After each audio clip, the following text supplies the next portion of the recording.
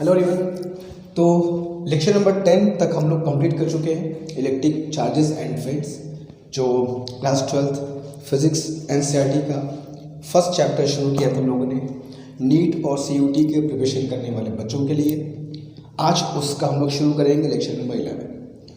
Lecture number 10 तक हम लोगों ने बहुत कुछ पढ़ा इस चैप्टर के बारे में, और लेक्चर नंबर 10 एग्जैक्टली अगर बात किया जाए तो गॉसेस थ्योरम पर कुछ क्वेश्चन किया कि क्लोज फिगर अगर हमारे सामने हो तो इलेक्ट्रिक फ्लक्स निकालने का क्या तरीका होता है, वो जो चार्ज को सेंटर पर लाना, ये सब तुमको सिखाया था मैंने लेक्चर नंबर 10 में। लेक्चर नंबर 11 भी गॉस थ्योरम से ही रिलेटेड है, लेकिन काइंड ऑफ कह सकते हो एप्लीकेशन ऑफ गॉस थ्योरम हम लोग को आज पढ़ना है, मगर हमें डेरिवेशन तो करने की जरूरत है नहीं। तो जो एप्लीकेशन ऑफ गॉसेस थ्योरम के जो फॉर्मूले हैं अलग अलग कॉन्फ़िगरेशन के, लाइन चार्ज का, एक स्फेरिकल शेल का, if sphere solid charge plate का, अलग अलग कॉन्फ़िगरेशन के अलग अलग फॉर्मूले हैं। तो इन फॉर्मूले की हम लोग अच्छे से आज बात करेंगे, ठीक है, और देखेंगे इन पे क्वेश्चंस कैसे आते हैं और कुछ क्वेश्चंस भी हम लोग सॉल्व करेंगे, ठीक है। तो सबसे पहला एक फॉर्मूला जो काफ़ी इंपॉर्टेंट है, electric field due to a long line charge. एक लॉन्ग लाइन चार्ज के इलेक्ट्रिक फील्ड की बात हमको करनी है। आज तुमको मैं एक बात और सिखाऊंगा, line charge density, surface charge density और वॉल्यूम चार्ज डेंसिटी भी क्या होती है, इसको कैसे समझेंगे, इस पे क्वेश्चंस कैसे आते हैं, उसकी बात भी हम लोग करेंगे, ठीक है, एक एक करके। तो सबसे पहले बात करते हैं बच्चों electric field due to a long line charge. तो सबसे पहले एक लंबा सा लाइन चार्ज हम लोग बना लेते हैं। अब यह लॉन्ग कहने का मतलब क्या है वो भी तुमको बताता हूँ कि यहाँ पर लॉन्ग क्यों कहा जा रहा है, इसका हमें क्या मतलब समझना चाहिए। तो सपोज दैट हमारे पास एक बहुत बड़ा सा लंबा सा एक लाइन चार्ज है। यहाँ चार्ज का जो डिस्ट्रीब्यूशन है वो एक लाइन के फॉर्म में है। जैसे पॉइंट चार्ज की बात करते हो ना, जब चार्ज एक पॉइंट के फॉर्म में हो, तो यहाँ पे जो चार्ज है वो लाइन के फॉर्म में है। लाइन चार्ज डिस्ट्रीब्यूशन जिसको कह सकते हैं, और बहुत लंबा है, ये लॉन्ग है। अच्छा फ्रेंड्स, जब भी हम लोग कहते हैं लंबा है, छोटा है, बड़ा है, मोटा है, पतला है, ये हमेशा किसी के कंपेरिजन में होता है। तो यहाँ जो लॉन्ग वर्ड यूज़ किया जा रहा है, ये इसका एक्चुअल में क्या मतलब है। किसी बुक्स में मैंने देखा है इनफाइनाइट भी लिखा होता है, electric field due to an infinite line charge. अब बच्चे बड़े परेशान कि सर इनफाइनाइट लाइन चार्ज होगा नहीं तो सर कैसे हम लोग उसके इलेक्ट्रिक फील्ड क्यों पढ़ रहे हैं। तो बच्चों यहाँ पे इनफाइनाइट कहने का मतलब, यहाँ पे लॉन्ग कहने का मतलब ये होता है कि जिस पॉइंट पर, जैसे मान लो कि यहाँ से एक पॉइंट मैंने लिया, फॉर एग्जाम्पल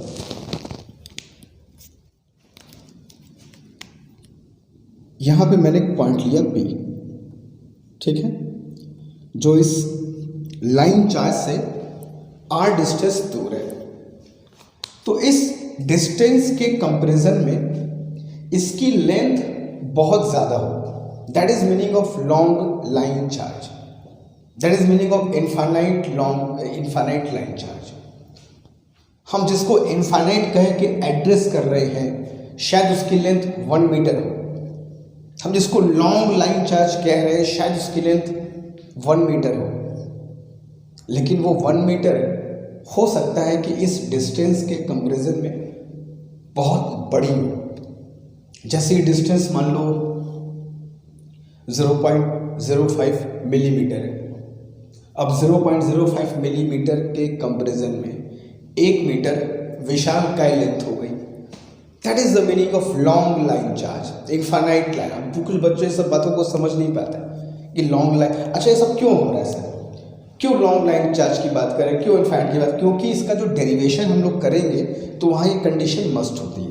एक सिमेट्रिकल डिस्ट्रीब्यूशन के लिए, एक सिमेट्रिकल इलेक्ट्रिक फील्ड के एजम्पशन के लिए ये ऐसा सोचना करना ज़रूरी होता है। अभी चूंकि मैं डेरिवेशन दो का दे रहा हूँ, इससे बहुत डिटेल लोगों को उसकी बात में नहीं कहूँगा, उसकी तो फिलहाल उसकी इनको जरूरत भी नहीं है।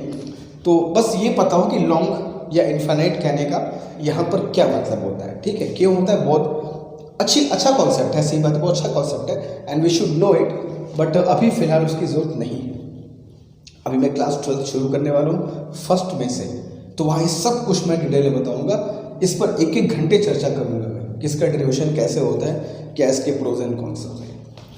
फिलहाल अभी जो टारगेट है, आने वाला लक्ष्य नीट CUET, उस पर फोकस करते हैं और उसके मद्देनज़र बात करते हैं। तो ये है पॉइंट P और ये लाइन चार्ज है, पॉइंट चार्ज नहीं। पॉइंट चार्ज का इलेक्ट्रिक फील्ड हम लोग को पता है, जैसे चार्ज पॉइंट के फॉर्म में होता है, ये लाइन के फॉर्म में है, ठीक है। और मान लो total charge given to it is Q। Total charge में सो Q दिया, जो यहाँ से लेकर यहाँ तक इस पर डिस्ट्रीब्यूटेड है और इसकी टोटल लेंथ है L। अच्छा, यहीं पर बात फंस जाती है। अब जैसे कुछ बुक्स में लिखा होता है electric field due to an infinite length, infinite line charge. तो इनफाइनाइट लाइन चार्ज कह तो दिया और वहाँ पे लेंथ भी दिया L। अब बच्चे बेचारे कंफ्यूज्ड कि सर हेडिंग में लिखा है इनफाइनाइट लॉन्ग लाइन चार्ज और यहाँ पे लेंथ L भी दे रहा है।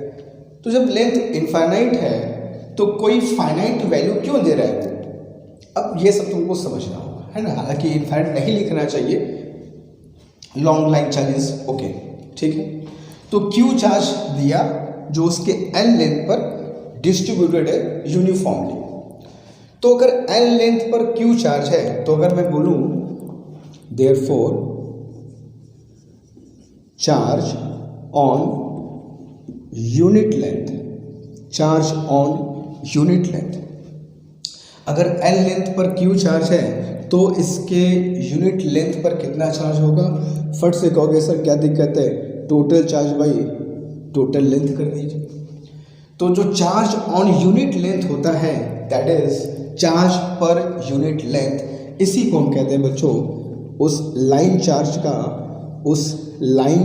का लीनियर चार्ज डेंसिटी। काफ़ी इंपॉर्टेंट चीज़ है ये। The charge on unit length is called the linear charge density और इसको हम लोग बच्चों लैम्डा से डिनोट करते हैं। तो यहाँ का जो चार्ज, यहाँ पर जो चार्ज का डिस्ट्रीब्यूशन है वो लाइन के फॉर्म में हो रहा है ना, एक लाइन पर चार्ज का डिस्ट्रीब्यूशन है, तो इसको बोलते हैं बच्चों line charge density. Lambda is equal to Q/L, ठीक है। चलो अब इस पॉइंट P पर इलेक्ट्रिक फील्ड का फॉर्मूला क्या होगा? काफ़ी मशक्कत करने के बाद, गॉस थ्योरम अप्लाई करने के बाद, सिमेट्रिकल फिगर बनाने के बाद, गॉसियन सरफेस वर्फेस बनाने के बाद हमारे पास जो फॉर्मूला आता है, मैं डायरेक्ट उस फॉर्मूले पे जाता हूँ। तो फॉर्मूला कुछ यूँ आता है, E is equal to lambda upon 2 pi epsilon naught R। ये इलेक्ट्रिक फील्ड का फॉर्मूला होता है due to a long line charge at any point which is R distance from the line charge. चार lambda क्या है? इसका line charge density, बाकी 2 pi epsilon तो कांस्टेंट है, और R क्या है बच्चों? लाइन चार्ज से पॉइंट का डिस्टेंस। अच्छे से फॉर्मूला देख लो, बहुत ज़्यादा फॉर्मूला बेस क्वेश्चंस पे आते हैं। क्लियर है concept? Lambda upon 2 pi epsilon naught R। Lambda क्या है sir? Line charge density, the charge on unit length. R क्या है sir? Perpendicular distance of the point from the line charge. जिस point पर तुमको इलेक्ट्रिक फील्ड फाइंड करनी है वहां से उस तार की दूरी। अगर मैं ऐसा ग्राफ ड्रॉ करूं तो देखो E प्रोपोर्शनल टू 1/R है, डिस्टेंस बढ़ेगी इलेक्ट्रिक फील्ड की वैल्यू घटती जाएगी। अगर तुम ऐसा ग्राफ प्लॉट करो, या तुमको उसको ग्राफ जानना होगी सर कि इसका जो ग्राफ है इलेक्ट्रिक फील्ड का वो डिस्टेंस के साथ कैसे वेरी करेगा, तो इसका सिंपल सा ग्राफ तुम समझ सकते हो। ये अगर मैं इलेक्ट्रिक फील्ड ले लूँ, ये अगर मैं R ले लूँ, तो this will be the graph, ठीक है। E प्रोपोर्शनल टू क्या होगा? 1/R, ठीक है। डिस्टेंस बढ़ती रहेगी, इलेक्ट्रिक फील्ड क्या होगा? घटती रहेगी। तो ये हो गया लॉन्ग लाइन चार्ज। अभी यहाँ पर एक दो फॉर्मूले तुमको मैं और एक्स्ट्रा बताता हूँ जो एग्जामिनेशन पॉइंट ऑफ व्यू बहुत इंपॉर्टेंट है।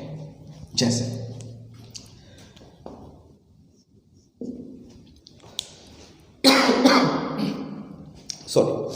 जैसे मान लो बच्चों, मेरे पास एक आर्क है, आर्क समझते हो, और एक वायर है जिसको चार्ज दिया गया है, लेकिन वो लीनियर नहीं है, लाइन के फॉर्म में नहीं है। ये ऐसी को समझ लो, ये लाइन चार्ज था, इसको मोड़ करके मैंने आर्क का शेप दे दिया। क्लियर है? तो मान लो ये आर्क के फॉर्म में है, एक लाइन चार्ज था, उसको मैंने मोड़ करके आर्क का फॉर्म दे दिया, और मैं उसके सेंटर पे इलेक्ट्रिक फील्ड निकालना चाहता हूँ। और इसके जो दोनों एंड्स हैं, मान लो इस सेंटर पे ये जो एंगल फॉर्म करते हैं ये है फाई। अच्छे सब कुछ देख लो क्या है, और ये रेडियस है इसकी आर, और लाइन चार्ज डेंसिटी हमें दिया रहेगा लैम्डा। तो अगर मेरे पास कोई आर्क है, लाइन चार्ज के फॉर्म में नहीं है, या लाइन चार्ज को मैंने मोड़ करके आर्क का शेप दे दिया, तो उसके सेंटर पे इलेक्ट्रिक फील्ड का फॉर्मूला क्या होगा? अगर वो आर्क सेंटर पे फाई एंगल फॉर्म करता है तो, अगर वो आर्क का लाइन चार्ज डेंसिटी लैम्डा है तो, अगर उसका रेडियस आर है तो फॉर्मूला क्या होगा सब? तो इसका बहुत अच्छा फॉर्मूला होता है, E is equal to lambda upon 2 pi epsilon naught R. E is equal to lambda upon 2 pi epsilon naught R as it is रहेगा तुम्हारा। बस यहाँ पर एक फैक्टर और जुड़ जाएगा, साइन फाई बाई 2, जहाँ फाई क्या होगा? आर्क के द्वारा सेंटर पे बनाया गया angle, sine phi by 2।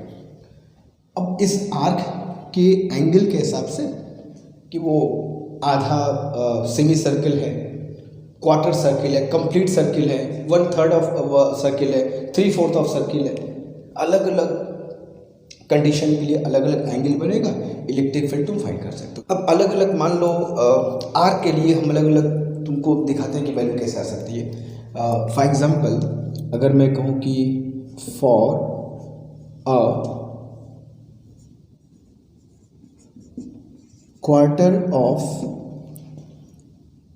Circle, मान लो सर्किल का क्वार्टर मतलब 1/4 आर्क है, जो आर्क है वो पूरे सर्किल का 1/4 है, ठीक है। तो अगर कोई आर्क सर्किल का 1/4 होगा तो जाहिर सी बात है ये एंगल कितना हो जाएगा बच्चों? 90 डिग्री हो जाएगा। एक आर्क जो सर्किल का 1/4 होगा, सेंटर पे कितना एंगल बनाएगा? Of course 90। तो साइन 90/2 कितना हो जाएगा? Sine 45 which is 1/√2। तो 1/√2 के हिसाब से इलेक्ट्रिक फील्ड की वैल्यू क्या आ जाएगी बच्चों? इलेक्ट्रिक फील्ड की वैल्यू आ जाएगी E is equal to lambda upon 2√2 pi epsilon naught R, ठीक है। बाकी सब कुछ वैसे ही रहेगा। अगर मैं बात करूं कि फॉर अ सेमी सर्किल, मान लो अगर वो सेमी सर्किल के फॉर्म में है, सेमी सर्किल का मतलब आधा वृत्त बना रहा है, आधा सर्किल बना रहा है, तो आधा सर्किल बनाएगा तो सेमी सर्किल सेंटर पे कितने एंगल फॉर्म करेगा? 180। तो 180/2 करोगे साइन 90, साइन 90 इज 1, तो साइन 90 इज 1 करोगे तो ई की वैल्यू कितनी आ जाएगी बच्चों? Lambda upon 2 pi epsilon naught R, ठीक है। अगर मैं बात करता हूँ कंप्लीट सर्किल की, if we talk about complete circle, अगर एक कंप्लीट सर्किल बना दो तो कंप्लीट सर्किल सेंटर पे कितना एंगल फॉर्म करेगा? 360। तो 360/2 कितना होगा? 180। साइन 180 कितना होता है? 0। इलेक्ट्रिक फील्ड की वैल्यू क्या आ जाएगी बच्चों? 0। और होना भी चाहिए। अगर कोई कंप्लीट सर्किल होगा और कंप्लीट सर्किल को तुम ऐसे चार्ज कर दो ना, कुछ ऐसे, ठीक है, कुछ चीज़ कॉमन सेंस से भी सब बदलना चाहिए, हर चीज़ के लिए फॉर्मूले की जरूरत नहीं पड़ेगी। अगर सर्किल है कंप्लीट तो ये पूरा सिमेट्रिकल फिगर बनेगा, हर एक पार्ट का इलेक्ट्रिक फील्ड सामने वाले से क्या होगा? कैंसिल्ड होगा। हर एक पार्ट का इलेक्ट्रिक फील्ड सामने वाले से क्या होगा? कैंसिल्ड होगा। तो पूरे हिस्से का इलेक्ट्रिक फील्ड अगर मैं इसको आधा डिवाइड कर दूँ, अगर आधा डिवाइड कर दूँ तो हर इधर वाले पार्ट के इलेक्ट्रिक फील्ड को कैंसिल करने के लिए इधर वाला एक ना एक पार्ट मौजूद होगा। तो जो टोटल इलेक्ट्रिक फील्ड सेंटर पे आएगा वो क्या होगा, 0 ऑफ कोर्स होना चाहिए, और वो हमको फॉर्मूले से भी मिल रहा है। ठीक है, तो ये कुछ बेसिक फॉर्मूले से क्वेश्चन आ सकता है। ये लाइन चार्ज की बात हो गई, और अगर एक सेमी और एक आर्क के फॉर्म में हो, कोई चार्ज आर्क के फॉर्म में, कोई वायर हो, चार्ज वायर हो और आर्क के फॉर्म में है, तो एक चार्ज वायर है जो आर्क के फॉर्म में है, उसके सेंटर पे इलेक्ट्रिक फील्ड का फॉर्मूला ये होगा। और अलग अलग कंडीशन के लिए क्या होगा वो भी चेक कर सकते हैं। कुछ और आएगा कंडीशन, तो उसके लिए हमको फॉर्मूला अच्छे से पता ही है। ठीक है, तो ये कुछ बेसिक फॉर्मूले हैं जो हमको अच्छे से पता होना चाहिए before we go to the examination. ठीक है, तो जल्दी से कॉपी करो, फिर हम तुरंत आगे चलेंगे टूवर्ड्स नेक्स्ट फॉर्मूला जल्दी। ओके, तो नेक्स्ट टॉपिक हम लोग को जो पढ़ना है, electric field and potential due to a charge conducting spherical shell. अब चार्ज कंडक्टिंग स्फेरिकल शेल जो है, ये मतलब सबसे इम्पॉर्टेंट टॉपिक देखो यही है। अगर गॉसेस थ्योरम के एप्लीकेशन की बात किया जाए तो बहुत क्वेश्चन बनते हैं, इससे बहुत तगड़े तगड़े क्वेश्चन बनते हैं। तो बहुत अच्छे से इसके बेसिक को, इसके फॉर्मूले को, इलेक्ट्रिक फील्ड को, पोटेंशियल को, ग्राफ को बहुत अच्छे से समझना होगा। क्वेश्चन कैसा भी इससे मिल सकता है, बट पहले है क्या समझते हैं। तो क्या electric field and potential find करेंगे हम लोग due to a hollow charge conducting spherical shell. एक हॉलो कंडक्टर है, ठीक है, कंडक्टिंग शेल भी कह सकते हो। कंडक्टर है, इस बात को ध्यान रखना, अंदर से खोखला है, हॉलो है, मतलब स्फेरिकल शेल है। शेल हमने इसको चार्ज दिया, मान लो हमने इसको चार्ज कितना दिया बच्चों, कैपिटल क्यू। हमने इसको चार्ज दिया कैपिटल क्यू। तो जब भी हम किसी कंडक्टर को चार्ज देते हैं, हालांकि मैं कंडक्टर पे चार्ज, कंडक्टर के सरफेस पे चार्ज का जो डिस्ट्रीब्यूशन होता है वो मैं नेक्स्ट चैप्टर 2 को पढ़ाऊंगा। अभी हल्का सा बस हल्की सी कहानी बताता हूँ। जब भी किसी कंडक्टर को हम चार्ज देते हैं, चाहे वो हॉलो हो चाहे वो सॉलिड हो, वो गिवन चार्ज उसके आउटर सरफेस पर जाकर के डिस्ट्रीब्यूट हो जाता है, आउटर सरफेस पे। और आउटर सरफेस पर ऐसे डिस्ट्रीब्यूट होगा कि जो पूरा सरफेस है ये एक इक्वी पोटेंशियल सरफेस की तरह बिहेव करता है। मतलब इसके पूरे सरफेस पर इलेक्ट्रिक पोटेंशियल की जो वैल्यू होगी वो हर जगह सेम होगी। The surface will be an equipotential surface, और चार्ज का डिस्ट्रीब्यूशन जो होगा आउटर सरफेस पे हो जाएगा। अब कैसे क्या कहानी हम लोग जब नेक्स्ट चैप्टर शुरू करेंगे तो वहाँ तुमको अलग से टॉपिक बताऊंगा कि कंडक्टर पे चार्ज का डिस्ट्रीब्यूशन कैसे होता है और उसमें क्या क्या हमको बातें याद रखनी है, इससे क्वेश्चंस कैसे आते हैं। फिलहाल जो भी हमको पढ़ना उसकी बात करते हैं। मान लो इस कंडक्टर का जो रेडियस है वो है कैपिटल आर। तो हमने क्या किया बच्चों, उसको चार्ज दिया, और ये चार्ज जो है ये इसके आउटर सरफेस पे जाके डिस्ट्रीब्यूट हो गया। अब सोचो इसका जो डिस्ट्रीब्यूशन है चार्ज का इसके सरफेस पे हो रहा है, यानी किसका जो डिस्ट्रीब्यूशन है इसके एरिया पर हो रहा है। क्लियर है? तो यहाँ जो चार्ज का डिस्ट्रीब्यूशन है वो सरफेस डिस्ट्रीब्यूशन ऑफ चार्ज कहा जाता है। इसके पहले वाले चार्ज का डिस्ट्रीब्यूशन क्या था, लाइन चार्ज डिस्ट्रीब्यूशन। चार्ज का डिस्ट्रीब्यूशन लाइन के फॉर्म में था, यहाँ चार्ज का डिस्ट्रीब्यूशन सरफेस पर हो रहा है तो उसको बोलते हैं सरफेस चार्ज डिस्ट्रीब्यूशन। ठीक है, और यहाँ सरफेस चार्ज डेंसिटी की हम लोग बात करते हैं। मतलब कहने का ये हुआ कि हमने क्यू चार्ज इसको दिया और इसका जो सरफेस एरिया है, इसका जो सरफेस एरिया है, एक स्फीयर का surface area we all know that क्या होता है बच्चों, 4 पाई आर स्क्वायर, अगर अर्थ की रेडियस है तो क्यू एरिया, क्यू चार्ज इसके पूरे एरिया पर जाकर के फैल गया है, जिसका कितना एरिया है, दिस मच। तो इतने एरिया पर इतना चार्ज फैला हुआ है, तो यूनिट एरिया पर मैं चार्ज कैसे निकालूंगा बताओ। अगर मुझको निकालना होगा चार्ज पर यूनिट एरिया, तो टोटल चार्ज में उसके टोटल एरिया से मैं क्या करूंगा, डिवाइड कर सकता हूं। तो इसी चार्ज पर यूनिट एरिया को हम लोग क्या बोलते हैं बच्चों, उस स्फीयर के लिए the surface charge density, this is called surface charge density, जिसको हम लोग सिग्मा से डिनोट करते हैं। और सिग्मा इज इक्वल टू क्या होता है, sigma is equal to total charge पर unit area, that is Q, और एरिया यहाँ पर क्या हो जाएगा 4 पाई आर स्क्वायर। ठीक है, तो यहाँ जो चार्ज का डिस्ट्रीब्यूशन है वो सरफेस पे हो रहा है, तो यहाँ पर सरफेस चार्ज डेंसिटी की जिक्र की जाती है। तो सिग्मा इज इक्वल टू, याद रखना बहुत इंपॉर्टेंट है ये, total charge by total area या Q by 4 pi r square. यहाँ तक क्लियर है? चलो, हमें 3 जगह इलेक्ट्रिक फील्ड फाइंड करनी होती है। एक इस स्फीयर के अंदर मान लो कोई पॉइंट P1 ले लिया, एक इसके सरफेस पे मान लो कोई पॉइंट P2 ले लिया, और एक इसके बाहर मान लो हमने कोई पॉइंट P3 चूज कर लिया जो r डिस्टेंस पर है फ्रॉम द सेंटर। ये है सेंटर ऑफ द स्फीयर। तो तीनों पॉइंट पर मैं अगर इलेक्ट्रिक फील्ड की बात करूं तो बच्चों इलेक्ट्रिक फील्ड का फॉर्मूला P1 पर जो होता है वो हमेशा 0 होगा, इस बात को ध्यान रखना। किसी भी conducting hollow conducting spherical charge sphere है, स्फेरिकल शेल है, अंदर से पूरा खोखला है, तो याद रखना उसके अंदर हर जगह इलेक्ट्रिक फील्ड की वैल्यू क्या पाओगे? 0 पाओगे। किसी भी चार्ज कंडक्टिंग स्फेरिकल शेल के अंदर हर पॉइंट पर पे इलेक्ट्रिक फील्ड की वैल्यू क्या होती है? हमेशा 0 होती है। ये बहुत ही कॉमन और बहुत ही इम्पॉर्टेंट फैक्ट है जो हर बच्चे को अच्छे से याद होना चाहिए। याद रहेगा? चलो, अब अगर सरफेस की बात करें एट पॉइंट P2, अगर मैं सरफेस की बात करूं भाई P2 पर इलेक्ट्रिक फील्ड की क्या होगी वैल्यू?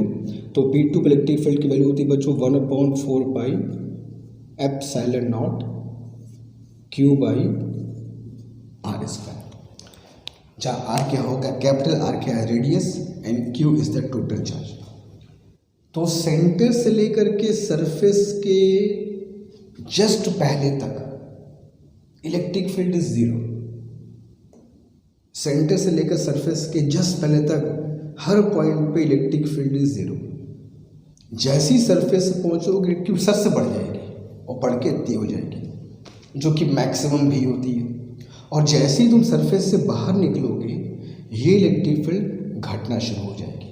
और किसी पॉइंट P3 पर अगर मुझको इलेक्ट्रिक फील्ड फाइंड करनी है तो eight any point P3 the electric field will be 1/4 pi epsilon naught Q by small r square, जहाँ स्मॉल r क्या है? सेंटर से उस पॉइंट तक का डिस्टेंस। क्लियर है कॉन्सेप्ट एकदम?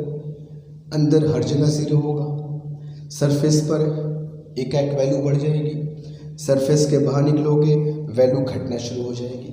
अगर मैं इस चीज़ का ग्राफ प्लॉट करूं, जो कि तुम्हारे एग्जामिनेशन में बहुत पूछा जाता है, अगर मैं इसका ग्राफ प्लॉट करूं कि ये इलेक्ट्रिक फील्ड डिस्टेंस के साथ कैसे चेंज करेगी, तो कुछ ऐसे तुमको मैं दिखा सकता हूँ ग्राफ।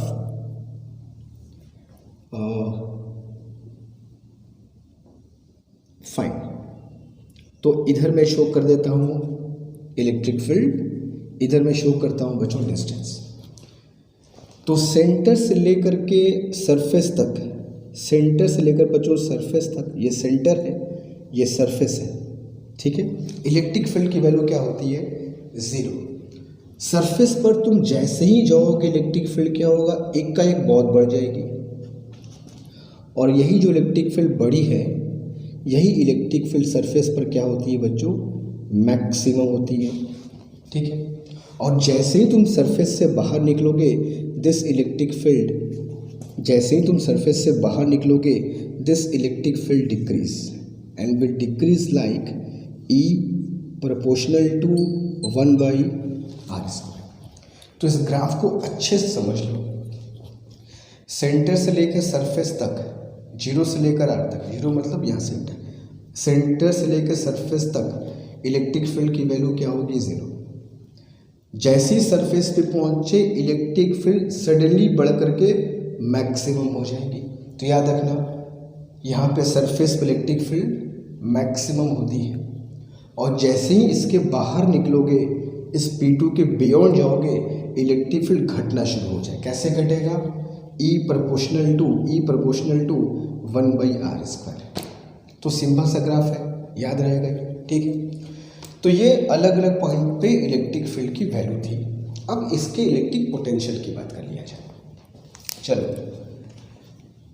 तो अगर मैं अब इलेक्ट्रिक पोटेंशियल की बात करूँ, जो कि बहुत इंपॉर्टेंट चीज़ भी है, इलेक्ट्रिक पोटेंशियल की बात करूँ, इलेक्ट्रिक फील्ड, इलेक्ट्रिक पोटेंशियल, ये दोनों अच्छे से पता होना चाहिए कि कहाँ पर क्या होता है।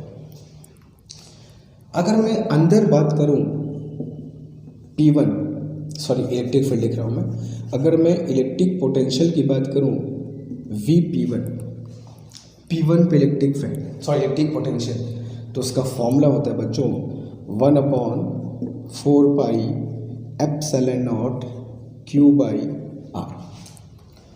और जो सबसे इंपॉर्टेंट बात ये है, ये जो पोटेंशियल है ये अंदर हर जगह कांस्टेंट होती है। This electric potential is constant everywhere. इस पॉइंट पर अगर इलेक्ट्रिक पोटेंशियल 10 वोल्ट है तो अंदर हर पॉइंट पे इलेक्ट्रिक पोटेंशियल सेम रहता है। तो याद रखना, किसी भी हॉलो स्फेरिकल शेल के अंदर, किसी भी हॉलो स्फेरिकल शेल के अंदर हर एक पॉइंट पर इलेक्ट्रिक पोटेंशियल कांस्टेंट होता है, वेरिएशन नहीं होता है, और इसीलिए तो इलेक्ट्रिक फील्ड जीरो होती है। हम लोग जान चुके हैं कि जहाँ पर इलेक्ट्रिक पोटेंशियल कांस्टेंट होगा, बहुत तुमको पहले पढ़ा चुका हूँ इसी चैप्टर में। कब? जब तुमको मैं इलेक्ट्रिक फील्ड, इलेक्ट्रिक पोटेंशियल में रिलेशन पढ़ा रहा था तब। याद होगा तुम लोग को ये फॉर्मूला, हम लोगों ने ये फॉर्मूला पढ़ा था, E is equal to minus dV/dr। पढ़ा था कि नहीं पढ़ा था बताओ? तो जहाँ तुमको ये फॉर्मूला मैंने पढ़ाया था, वहाँ तुमको बताया था कि जहाँ कहीं भी इलेक्ट्रिक पोटेंशियल कांस्टेंट होगा, हर जगह सेम इलेक्ट्रिक पोटेंशियल है, तो वहाँ पे हमेशा इलेक्ट्रिक फील्ड क्या पाओगे? जीरो पाओगे। तो हॉलो कंडक्टिंग शेल जो होता है उसके अंदर हर एक पॉइंट पर इलेक्ट्रिक पोटेंशियल कांस्टेंट होगा। सेंटर पर भी 10 वोल्ट, यहाँ भी 10 वोल्ट, यहाँ भी 10 वोल्ट, यहाँ 10 वोल्ट, मतलब जो भी होगा कांस्टेंट होगा। और कांस्टेंट होने के नाते ही इलेक्ट्रिक फील्ड क्या होती है? जीरो होती है। तो दोनों बातें आपस में साथ साथ चल रही है। अगर एक बात याद होगा तो दूसरा बात तुमको अपने आप याद हो जाएगा कि कैसे क्या होता है। तो इलेक्ट्रिक पोटेंशियल सेंटर से अंदर हर एक पॉइंट पर कांस्टेंट, और कितना होगा? तो ये वैल्यू होगी। क्लियर है? अच्छा, अब सरफेस की बात करें तो मजे की बात यह है कि सरफेस पर भी इलेक्ट्रिक पोटेंशियल वही होता है जो अंदर किसी पॉइंट पे होता है। तो V is equal to 1/4 pi epsilon naught Q/R। अगर यहाँ पर अंदर कहीं 10 वोल्ट है तो सरफेस पर भी 10 वोल्ट होगा। तो याद रखना, हॉलो कंडक्टिंग शेल में अंदर हर जगह इलेक्ट्रिक पोटेंशियल कांस्टेंट होगा, और वही वैल्यू सरफेस पर भी होगी। अगर यहाँ सेंटर पे 10 वोल्ट है तो ये पूरे सरफेस पर भी 10 वोल्ट होगा। अब वो तो इक्वी पोटेंशियल सरफेस होता ही है, हमको अच्छे से पता है। क्लियर है?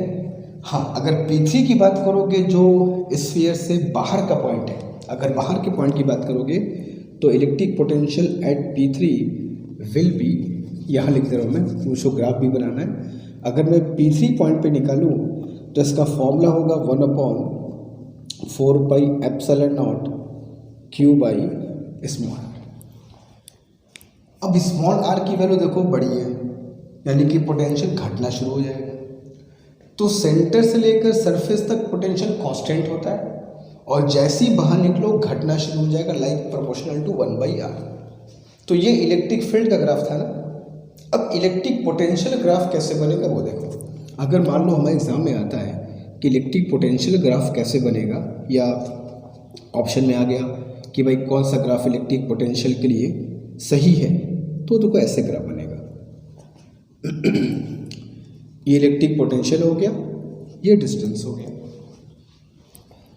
सेंटर से लेकर के सरफेस तक इलेक्ट्रिक पोटेंशियल क्या होता है बच्चों? कांस्टेंट होता है। तो सेंटर से लेकर सरफेस तक electric potential will be constant, कुछ ऐसे।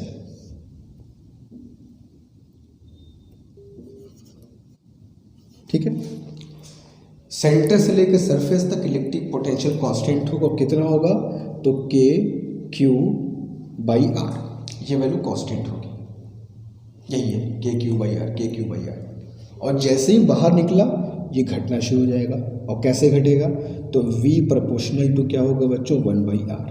ठीक है, V प्रोपोर्शनल टू 1/r।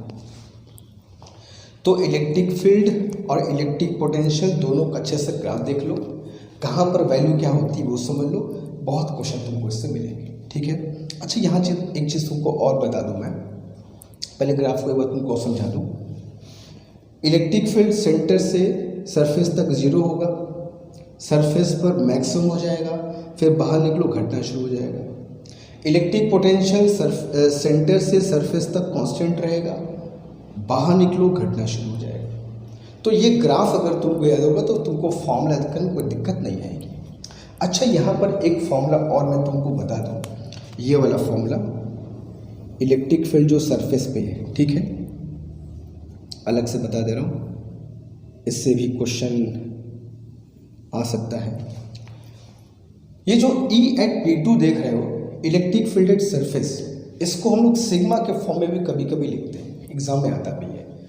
अच्छा, इस फॉर्मूले को मैं अगर चाहूँ E@P2 तो ऐसे बोल सकता हूँ क्या? Q अपॉन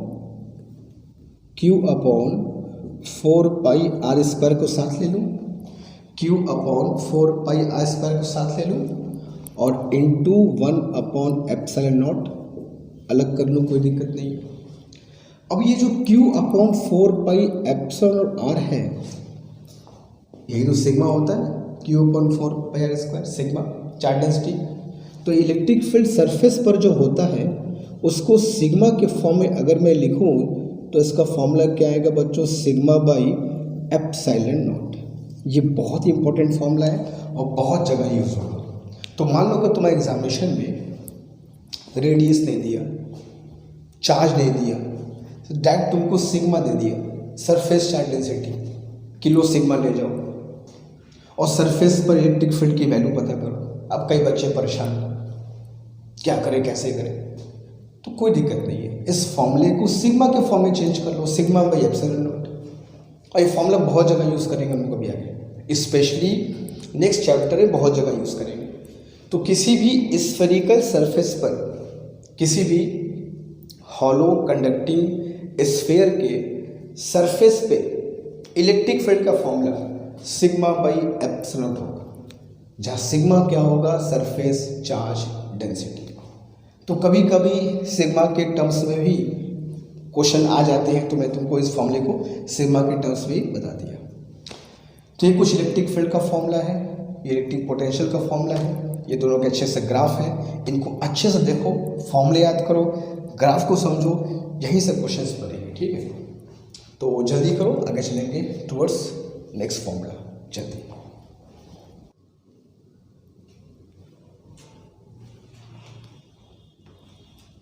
तो नेक्स्ट टॉपिक की तरफ चलते हैं। नेक्स्ट टॉपिक बहुत इंपॉर्टेंट है और ये है electric field due to a solid sphere of charge और नॉन कंडक्टिंग चार्ज स्फीयर या यूनिफॉर्मली चार्ज स्फीयर, कुछ भी लिख करके आ सकता है। तो सबसे पहले पहचानते हैं कि उस वाले में इस वाले में फ़र्क क्या है, क्या उस वाले फॉर्मूले को हमको कब यूज़ करना है, ये क्या है, कैसे डिफरेंट है। सुनो, वो एक कंडक्टिंग स्फीयर था, इसके पहले वाला हॉलो कंडक्टिंग स्फीयर, अंदर से हॉलो था, हमने चार्ज दिया, आउटर सरफेस पे आया, दैट्स इट। क्या लिख करके आएगा? Hollow charged conducting shell. एक कंडक्टिंग शेल है, हॉलो स्फीयर है, कंडक्टर है, चार्ज्ड है, ये लिख करके आएगा। समझ आ रहा, वो वाले की बात हो रही है। ये क्या लिख करके? ये लिख करके आएगा सॉलिड स्फीयर ऑफ चार्ज। ये कोई कंडक्टर वंडक्टर नहीं है कि जिसको मैंने चार्ज अंदर ठोस ठोस के भर दिया है, नहीं ये कंडक्टर, ये एक स्फीयर है, एक गोला है जो चार्ज का बना हुआ है। जैसे एक रबड़ की बॉल होती है, रबड़ से पूरा बन, जैसे तुम बेसन का लड्डू, बेसन का लड्डू कैसे बनता है? बेसन को ले लिया और वो हाथ से बड़ा बना के गोला बना दिया। तो बेसन का लड्डू कैसे बनता है? बेसन को लेके हाथ से शेप दे दे के मैंने क्या बना दिया? गोला बना दिया। वैसे ही चार्ज लिया, चार्ज को इकट्ठा किया और हाथ से बड़ा बड़ा क्या बना दिया, एक गोला बना दिया चार्ज का। तो ये चार्ज का गोला है, चार्ज का स्फीयर है, कोई कंडक्टर वंडक्टर नहीं है कि इसको चार्ज हम दे रहे हैं ठूस रहे हैं, ऐसा मत समझना। समझो, चार्ज स्फीयर है, इसके अंदर हाथ डालोगे ऐसे एक मुट्ठी चार्ज निकलेगा। जैसे रबड़ की बॉल होती है, रबड़ की बॉल के अंदर हाथ डालोगे रबड़ निकलेगा, वैसे यहाँ ये पूरा स्फीयर ही चार्ज का बना हुआ है। ये पूरा स्फीयर चार्ज का बना हुआ है, अंदर बाहर पूरा चार्ज भरा हुआ है। ऐसे बेसन के लड्डू बनाते हो, बेसन को लिया और हाथ से शेप दे के गोला गोला बना दिया, बेसन का गोला बन गया। वैसे ही चार्ज को इकट्ठा किया, ऐसे समेट के एक चार्ज का गोला बना दिया, बस और कुछ नहीं है। ये लिख करके आएगा नॉन कंडक्टिंग चार्ज स्फीयर, एक यूनिफॉर्मली चार्ज स्फीयर है, नॉन कंडक्टिंग है। कुछ भी लिख करके आ सकता है, तो समझ जाओगे कि ये वाली बात करनी है।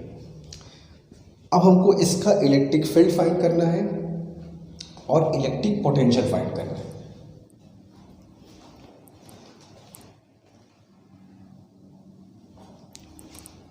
और अगेन वही 3 पॉइंट पे फाइंड करना है, एक स्फीयर के अंदर, एक स्फीयर के सरफेस पे और एक उसके बाहर।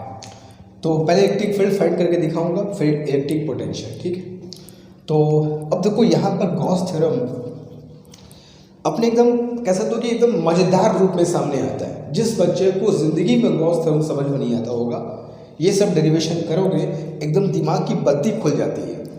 खैर डेरिवेशन तो हम लोग करना नहीं है, बट इस पर मैंने अपने होमवर्क वाले ग्रुप में, जो हमारा व्हाट्सएप ग्रुप बना है जहाँ पर मैं होमवर्क तुमको देता हूँ डेली बेसिस पे, वहाँ पर इस पर मैंने क्वेश्चन दिया था कि r रेडियस का एक स्फीयर है, उसमें r/2 रेडियस पर r/2 यहाँ पर इतना छोटा सा स्फीयर हो गया, तो छोटे से स्फीयर का इलेक्ट्रिक फ्लक्स पूछा था। तो कैसे निकालोगे, तो छोटे से जो r/2 स्फीयर था अंदर वाला, उसके अंदर का चार्ज मैंने फाइंड कर लिया। और फाइंड करने का कैसा तरीका था, मैं तुमको सोल्यूशन में लिख करके भेजा था। तो कुछ बच्चों को शायद डाउट था, आई थिंक यहाँ से क्लियर हो जाएगा कि कैसे वो क्वेश्चन आया था, ठीक है। तो r/2 रेडियस था, r/2 रेडियस के अंदर मुझको चार्ज फाइंड कर लेना था। तो r रेडियस पे पूरा चार्ज है, तो r/2 पे कितना होगा निकाल लो, लगा दो, गॉस थ्योरम, फ्लक्स आ जाएगा, ठीक है। अच्छा यहाँ पर एक बात और, यहाँ पे चार्ज का डिस्ट्रीब्यूशन कैसा है, यहाँ पे चार्ज का डिस्ट्रीब्यूशन कोई लाइन के फॉर्म में नहीं है, यहाँ पे चार्ज का डिस्ट्रीब्यूशन किसी सरफेस के फॉर्म में नहीं है, यहाँ पे चार्ज का डिस्ट्रीब्यूशन वॉल्यूम के फॉर्म में है, ये पूरा अंदर से भरा हुआ है चार्ज से। तो यहाँ पे चार्ज का डिस्ट्रीब्यूशन बच्चों वॉल्यूम के फॉर्म में है, ठीक है। तो अगर मैं ये कहूँ कि इसको टोटल चार्ज मैंने दिया Q, ठीक है, और इसका रेडियस में मान लूँ, जिसकी मुझे और पड़ेगी भी आगे, लेट अस सपोज R, तो इसका वॉल्यूम कितना होगा बच्चों, volume is equal to 4/3 pi r³ is the volume. तो इतने वॉल्यूम में इतना चार्ज है, जो इसका पूरा वॉल्यूम है उसमें इतना चार्ज है, तो यूनिट वॉल्यूम में चार्ज कितना होगा निकाल सकते हैं। चार्ज पर यूनिट वॉल्यूम कैसे निकालोगे बताओ सर, क्या करना है, टोटल चार्ज निकाल करके टोटल वॉल्यूम से क्या कर दीजिए, डिवाइड कर दीजिए, और इसी को हम बोलते हैं बच्चों वॉल्यूम चार्ज डेंसिटी, और इसको रो से डिनोट करते हैं। तो रो इज इक्वल टू क्या आएगा, Q/4/3 पाई r³। कहीं पर मुझको रो की जरूरत पड़ेगी तो यहाँ से हम लोग एडजस्ट कर सकते हैं, ठीक है। तो 3 डेंसिटी हम लोग पढ़ लिए, एक चार्ज का डिस्ट्रीब्यूशन लाइन के फॉर्म में है तो उसको कह रहे हो लाइन चार्ज डेंसिटी, एक चार्ज का डिस्ट्रीब्यूशन सरफेस पर है तो उसको बोल रहे हो सरफेस चार्ज डेंसिटी, यहाँ चार्ज का डिस्ट्रीब्यूशन उसके वॉल्यूम पर हो रहा है तो वो कैसा है, तो वॉल्यूम चार्ज डेंसिटी। तो लैम्डा, सिग्मा और रो, इन पर अच्छे से नज़र रखना, इससे क्वेश्चन बहुत बनेंगे। अब अपने मेन मुद्दे पे आते हैं, इलेक्ट्रिक फील्ड। तो चलो मैंने क्या किया, एक पॉइंट लिया P या P1 जैसा हमेशा बोलते हैं हम लोग, जो सेंटर से x डिस्टेंस दूर है, ठीक है, सेंटर से x डिस्टेंस दूर है।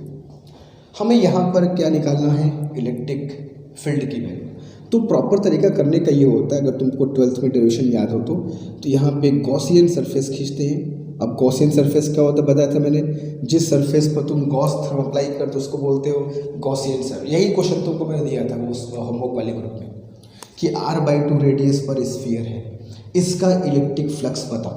तो इसके अंदर का चार्ज मैंने फाइंड कर लिया। कैसे फाइंड किया?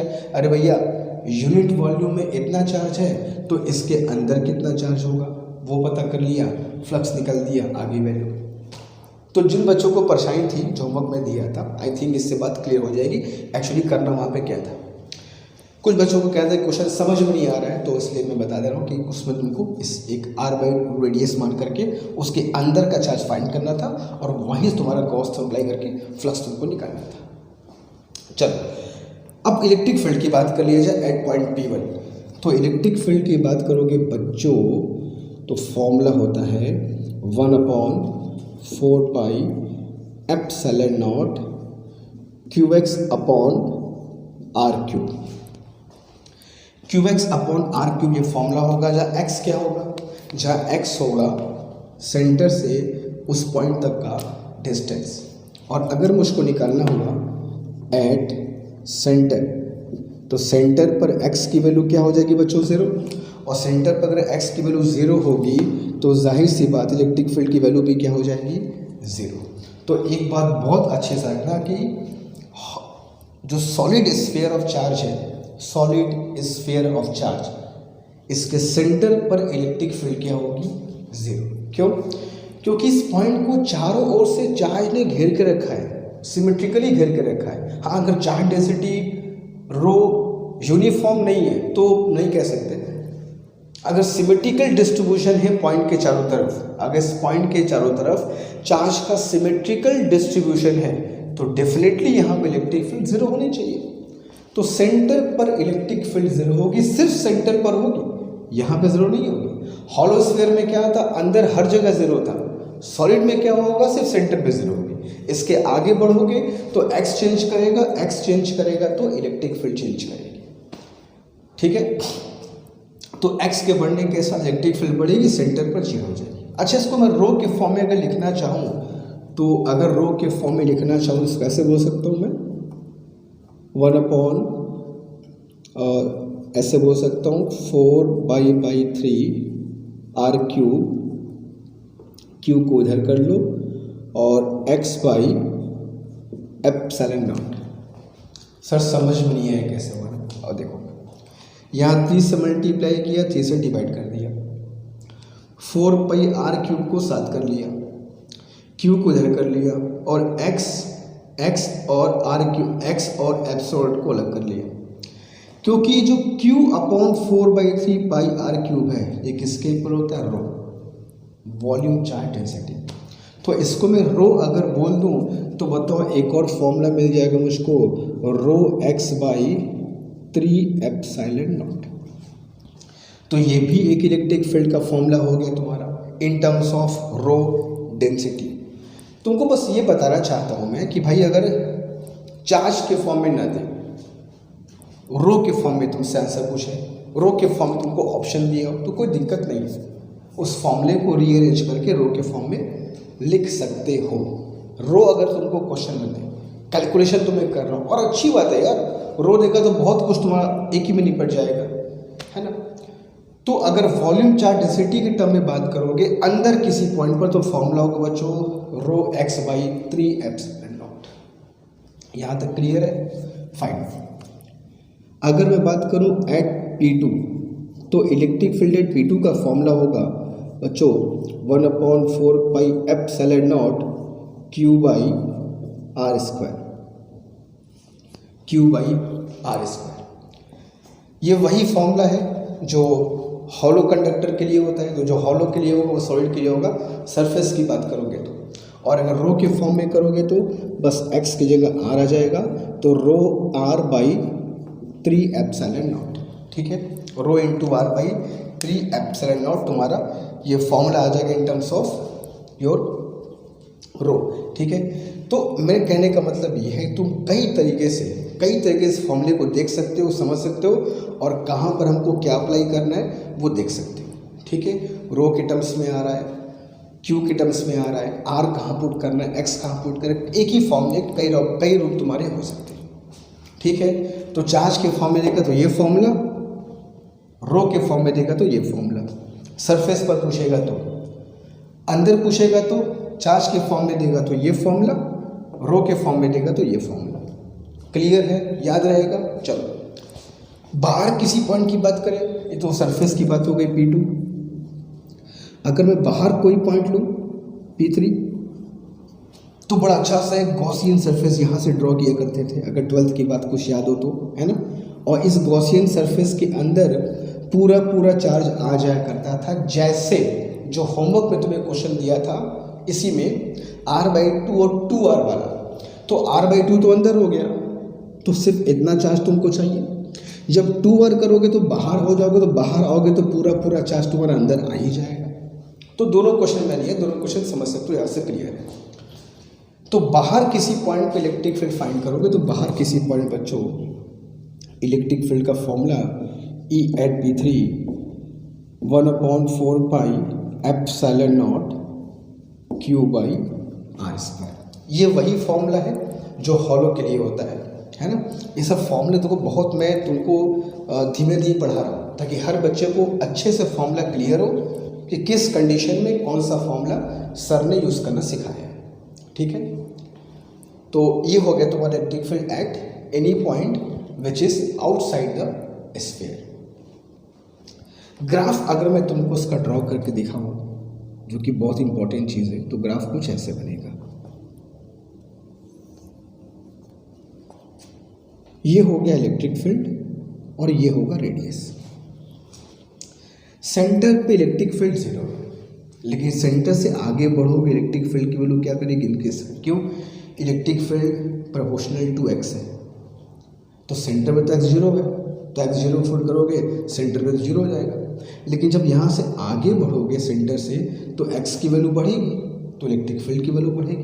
तो ग्राफ तुम्हारा शुरू में कुछ ऐसा होगा, electric field will increase with distance. तो सेंटर से सरफेस तक तो इलेक्ट्रिक फील्ड इंक्रीज करेगा, E proportional to x। Surface पर इलेक्ट्रिक फील्ड क्या हो जाएगी, मैक्सिमम। ये सरफेस पर तुम पहुंच चुके हो, ठीक है, E max at the surface. इसके बाद अगर तुम बाहर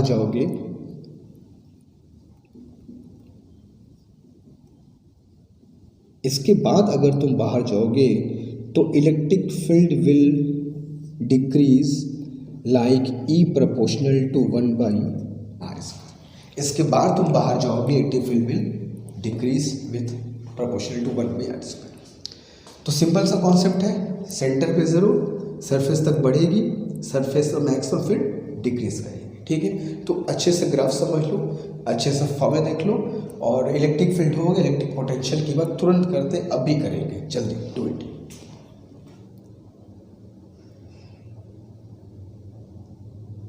ओके फाइन, तो अब चलते थोड़ा पोटेंशियल देख लेते हैं कि एक सॉलिड स्फीयर ऑफ चार्ज का इलेक्ट्रिक पोटेंशियल कैसे चेंज करता है, अलग अलग पॉइंट पे क्या होता है।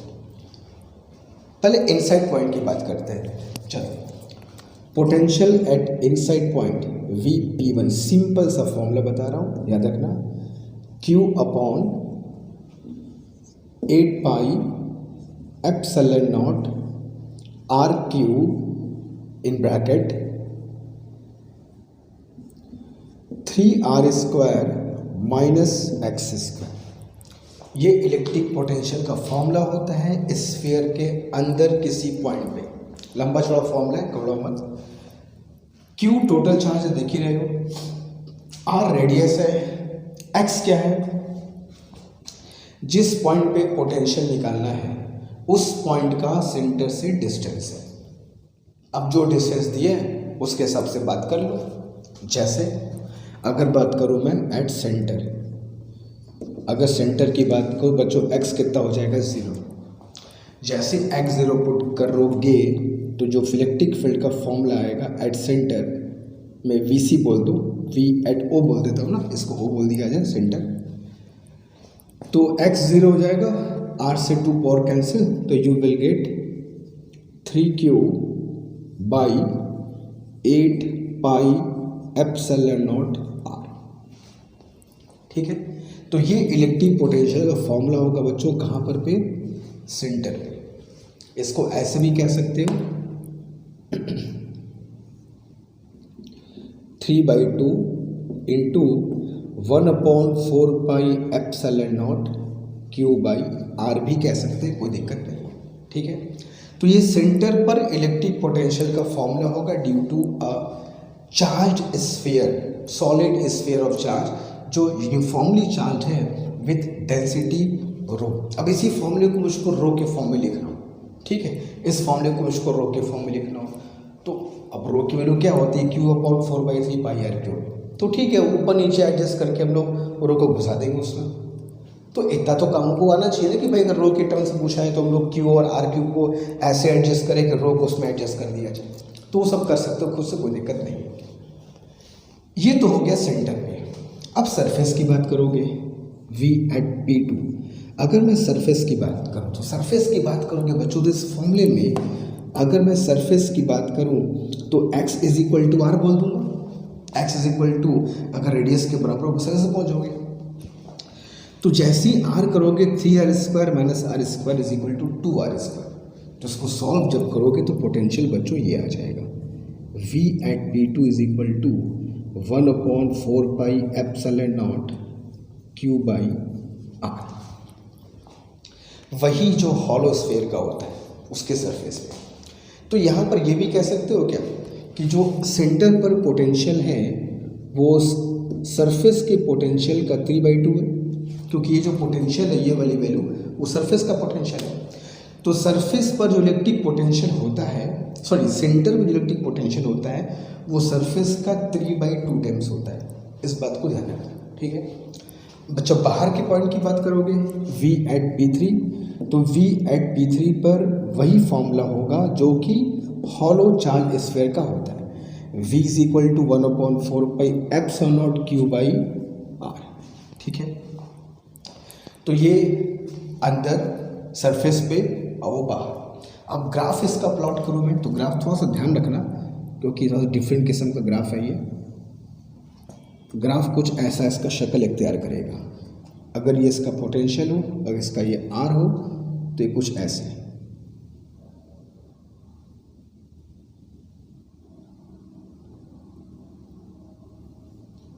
Like that.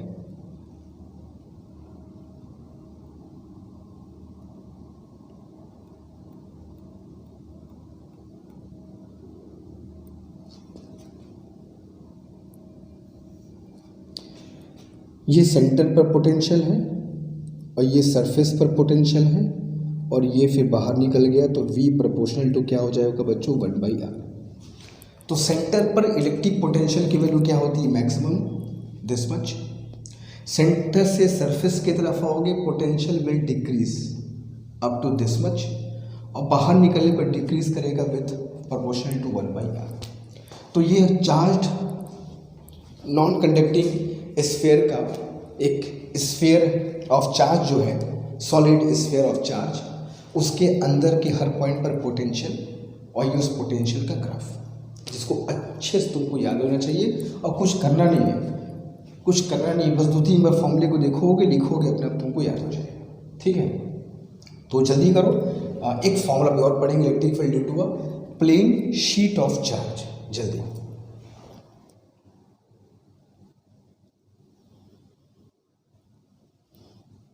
ओके। तो नेक्स्ट फॉर्मूला जो लोगों को पढ़ना है इसमें, electric field due to a large plane sheet of charge. अब इसका मतलब क्या है, जैसे मान लो मेरे पास एक बहुत बड़ा सा एक प्लेन शीट है, एक प्लेन शीट है और इस प्लेन शीट पर चार्ज का कुछ यूं डिस्ट्रीब्यूशन किया गया है, लाइक दैट।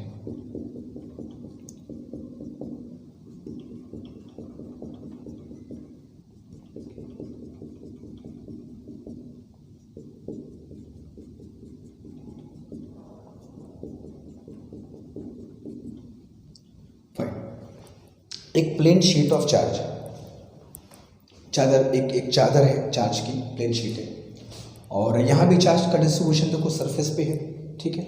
तो अगर मैं ये मान लूँ कि इसको जो टोटल चार्ज मैंने दे रखा है वो Q है, और अगर ये मान लूँ मैं इसका जो सरफेस एरिया है वो A है, तो इसका जो सरफेस चार्ज डेंसिटी होगा, द सरफेस चार्ज डेंसिटी जिसकी बात हम करते हैं हम लोग, sigma is equal to Q by A, ठीक है। अब इससे एक R डिस्टेंस पर, डिस्टेंस नहीं, एक छोटे डिस्टेंस, तो फिर भाई लार्ज करने का मतलब फिर वही हुआ कि इस डिस्टेंस के कंपेरिजन में इसकी साइज बहुत बड़ी, that is meaning of large. अब यहाँ पे इलेक्ट्रिक फील्ड हमको फाइंड करनी है, तो गॉस थ्योरम अगर तुमको बताऊँ तो कैसे अप्लाई करते थे, एक सिलेंडर ड्रॉ करते थे। हाँ, गॉस थ्योरम अप्लाई करना नहीं, बस हल्का से याद दिला दूँ मैं कि क्या करते थे हम लोग। एक छोटा सा सिलेंडर ड्रॉ करते थे, ये सिलेंडर इसको पेनिट्रेट करता हुआ कुछ ऐसे पास करता था, ठीक है, लाइक दैट। तो अब हम लोग क्या करते थे, इसके अंदर, इस सिलेंडर के अंदर कितना चार्ज इंक्लोज वगैरह कैलकुलेट करते थे, और उसके बाद जब इलेक्ट्रिक फील्ड निकालते थे बच्चों इस पॉइंट पर, तो उसकी खूबसूरत सी वैल्यू आती थी सिग्मा बाई 2 एप्सिलॉन नॉट, ठीक है। तो ये इलेक्ट्रिक फील्ड की वैल्यू होती है due to a large plane sheet of charge, जहाँ सिग्मा क्या होगा, उसका सरफेस चार्ज डेंसिटी, ठीक है। डिस्टेंस इसमें नहीं है, डिस्टेंस R नहीं आता, डिस्टेंस पर फॉर्मूला ये डिपेंड नहीं करेगा, ठीक है। अगर बहुत large plane sheet of charge है तो एक फॉर्मूला और मैं तुमको बता देता हूँ, इम्पॉर्टेंट है वो भी। जैसे मान लो एक चार्ज रिंग है, रिंग समझते हो ना, एक चार्ज रिंग की बात कर लेते हैं। एक चार्ज रिंग है और इसको चार्ज मैंने क्यों दे रखा है ऐसे, लाइक दैट, ठीक। इसको चार्ज मैंने क्यों दिया है, जो इस रिंग पर यूनिफॉर्मली डिस्ट्रीब्यूटेड है। अब चार्ज रिंग के सेंटर पर तो इलेक्ट्रिक फील्ड जीरो होगा। अभी कुछ मैंने पहले पढ़ाया था कि अगर वायर्स पूरा कंप्लीट सर्कल बनाएगा, वायर हो रिंग हो, तो हमेशा सेंटर पर इलेक्ट्रिक फील्ड जीरो होगी। क्यों?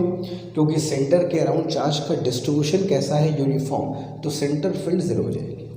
हाँ, अगर हमें यहाँ पर एक्सिस पर किसी पॉइंट पर फाइंड करना हुआ, P is a point on the axis of ring, ठीक है, और सेंटर से x डिस्टेंस दूर है वो पॉइंट, और इस रिंग का radius suppose that small r है, और टोटल चार्ज जो इसको दिया गया बच्चों मान लो है वो Q। तो एक रिंग का इलेक्ट्रिक फील्ड, रिंग के वजह से इलेक्ट्रिक फील्ड, एक चार्ज रिंग के वजह से इलेक्ट्रिक फील्ड, उसके एक्सिस के किसी पॉइंट पर क्या होगा, तो उसका खूबसूरत सा फॉर्मूला ये होता है 1/4 pi epsilon naught QX by R square plus X square whole to the power 3/2। ये इलेक्ट्रिक फील्ड का फॉर्मूला होगा उस रिंग के एक्सिस के किसी पॉइंट में। अब तुमको सेंटर पर निकालना होगा, x जीरो पुट कर दो, इलेक्ट्रिक फील्ड जीरो हो जाएगी। कहीं और निकालना हो कहीं और निकाल सकते हो, ठीक है। तो इस तरीके से हम लोग इलेक्ट्रिक फील्ड फाइंड कर सकते हैं due to a charge ring at a point on its axis. ध्यान रखना ये जो x है वो सेंटर से उस पॉइंट का डिस्टेंस होगा, ठीक है। तो जल्दी इन फॉर्मूले कॉपी कर लो, फिर आगे चलते हैं। चलते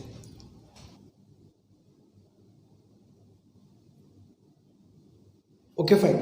तो आज बच्चों यहाँ पे स्टॉप करता हूँ मैं, और इन फॉर्मूले के बेस पर जो क्वेश्चंस होंगे वो हम लोग तुमको PDF के थ्रू प्रोवाइड कराऊंगा मैं, और जो डेली क्वेश्चंस हम लोग करते हैं अपने ग्रुप में उसके थ्रू प्रोवाइड कराऊंगा, और वहाँ पे इसको सॉल्व करेंगे और उसका सोल्यूशन भी देखेंगे, ठीक है फाइन। और अब इसके बाद मैं अब ये हमारा फर्स्ट चैप्टर बहुत लंबा चला, हालांकि फर्स्ट चैप्टर तुमको बहुत कुछ मैं सेकेंड चैप्टर की पढ़ा दिया, सब पोटेंशियल वगैरह। अब मैं नेक्स्ट क्लास में जब हम लोग मिलेंगे तो शुरू करेंगे electrical capacitance, the very next chapter. अब ये चैप्टर मेरा पूरा फिनिश हो गया है। इसके क्वेश्चंस के PDF को जो टेलीग्राम चैनल मेरा बना हुआ है वो तुम तक मैं पहुंचा दूंगा।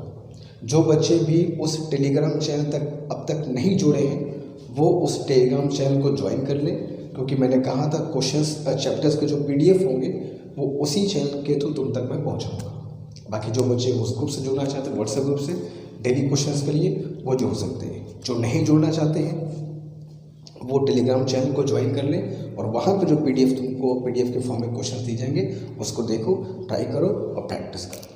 ठीक है, तो आज के इतना ही। मिलेंगे नेक्स्ट चैप्टर में जहाँ हम लोग पढ़ेंगे electrical capacities. Thank you so much.